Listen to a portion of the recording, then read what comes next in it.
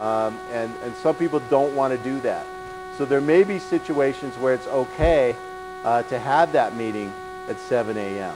I think if you're going to do that, you should conduct a poll of your unit owners and see what they want. But the reason we got this change in the law is some people were saying, I work 9 to 5, Monday through Friday. I can never go to a board meeting. Why aren't they at night? Also, Saturdays, weekends are available to have the meetings. That's outside of standard business hours. We have a rule in our no meetings on Mondays during Monday Night Football. So try to follow that one. But we have some associations that meet Friday nights. It's up to you, but if you're meeting days, you're going to have to make an adjustment. Make sure you have at least 2 meetings outside of Monday, Friday, 9 to 5 every year.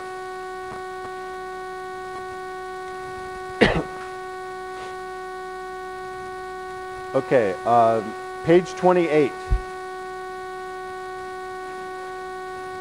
Yes, sir.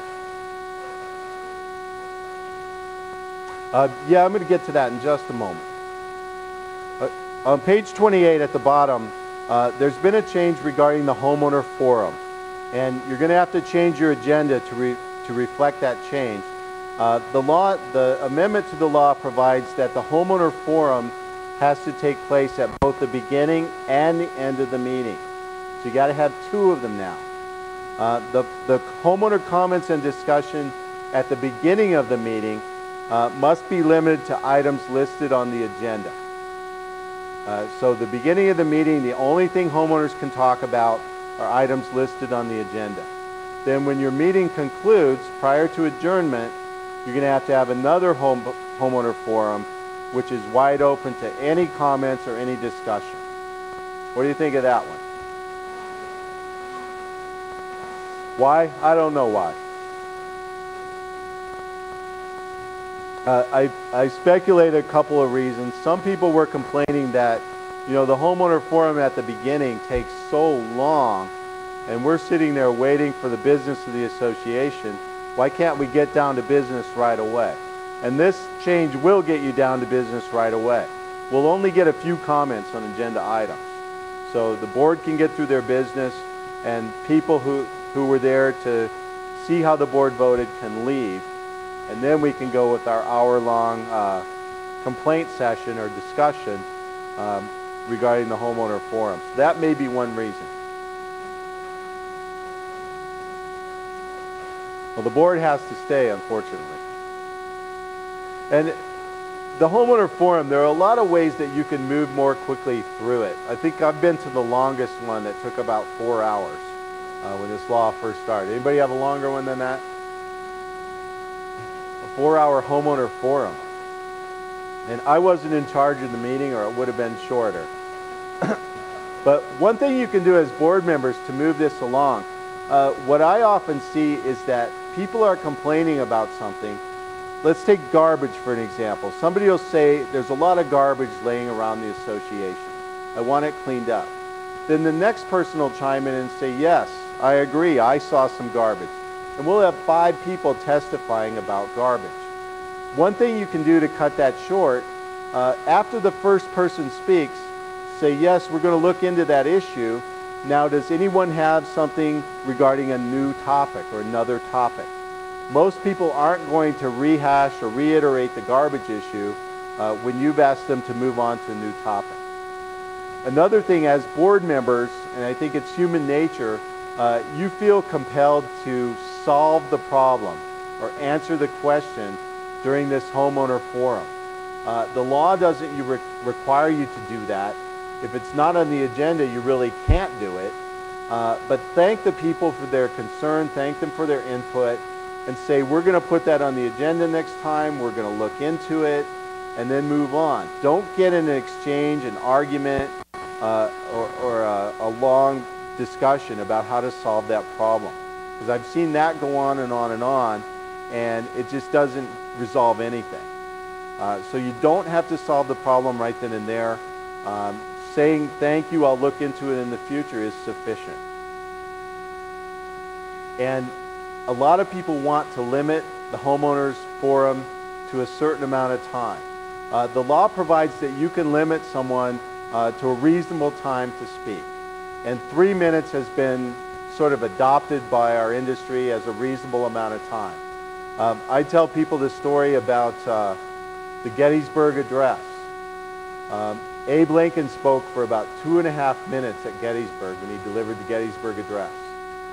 Another speaker that day, who was the most famous orator of his time, spoke for about an hour.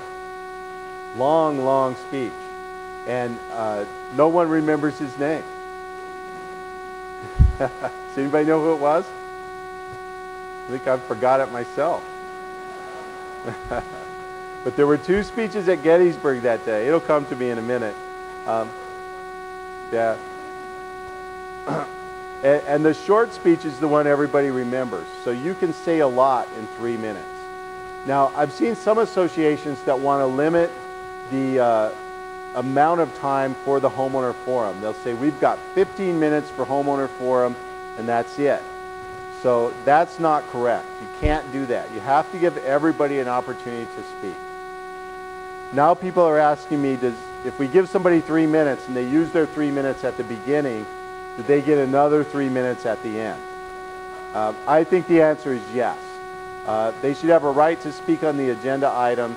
And the purpose of having the homeowner forum at the end is to bring up new business, new issues which may be on the agenda at a future meeting. So I think you should give them 2 opportunities, not say you said your piece at the beginning, now you're done. Okay, top of page 29.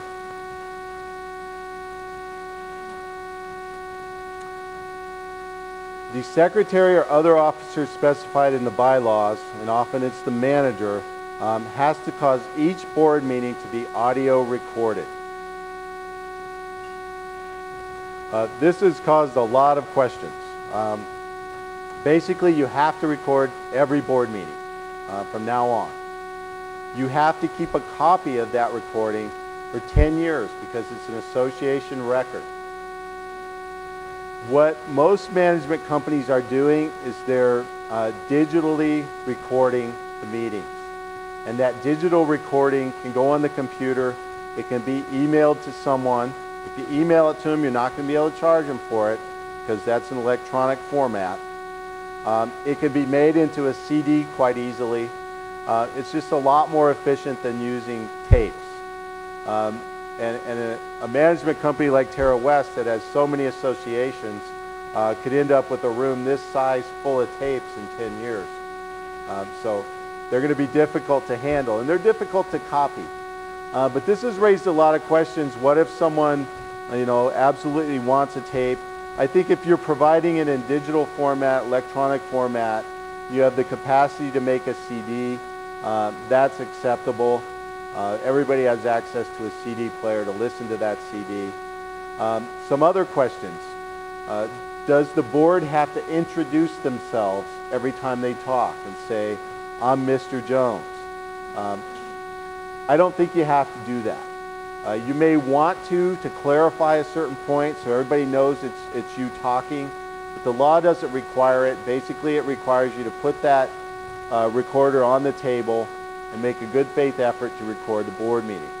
Now, what about a homeowner forum? I've got someone in the back of the room. They're not a very loud talker. They're making their comments.